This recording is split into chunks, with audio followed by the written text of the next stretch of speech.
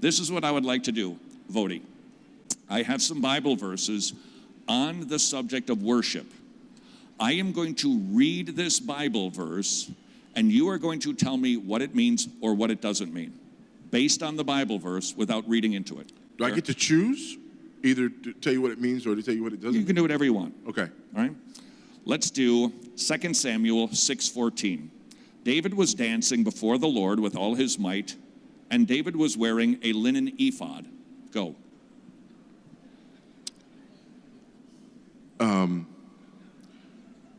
When you dance in church, wear linen.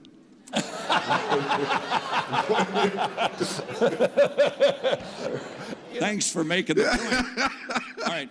Therefore, David danced in church. Dancing in church is biblical. Can I use this for a text? Sure. So you don't have a problem with dancing in the church? I do. But this verse says David danced. You can use whatever you want to use, right? All right, well, tell me why. But first of all, David wasn't in church. Okay, fair enough. That's first. He did it in worship. David wasn't in church. He was worshiping the Lord. Yeah. Very excited about the ark. He was very excited about the ark. Yes. Yes. We don't have an ark. Well, okay. We don't have a king. But I could do that with any verse. We don't have it. But what I'm saying is that when we read this, we have to read this text in its historical context. All right. In order to understand what's happening here. Okay, right? so... Because the other thing is this. Narrative is not normative. Correct. It's a very important principle of exegesis. Narrative is not normative. Just because something happened doesn't mean that it's supposed to happen normatively. But right? there's shadings on that. You know that. Supposed to versus can happen. Yeah. So how's about if I say to you, okay, fine, Wودie, I give you your context. Can I dance in church? Yes. I'd kind of like to see that. Would you maybe just humor us and show us a couple of moves? Not a chance.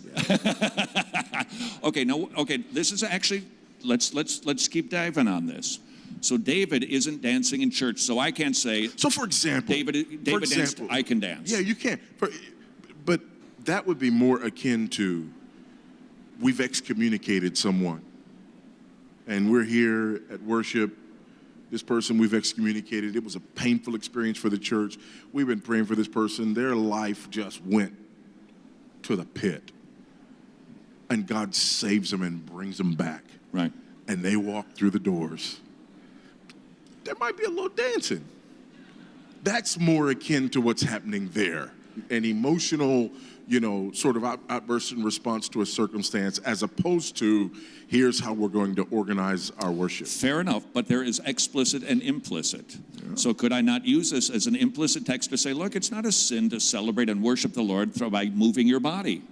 Sure. Therefore, this verse still gives me permission to do that, not commanded. Not when you went to the therefore. Not when you. Why not? You were okay to the therefore. Well, how do you apply it then? Well, because here's the thing. Why do we want to do this? Why do we want to make this a normal activity for us? I wasn't saying to make it's commanded. I'm saying this verse gives us permission to express ourselves in joyful worship to the Lord by busting a move.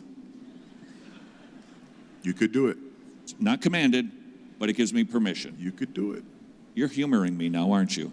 You just want to be done with this. You could do it. I'm waiting. All right. Let's do John 4. You're not going to do it?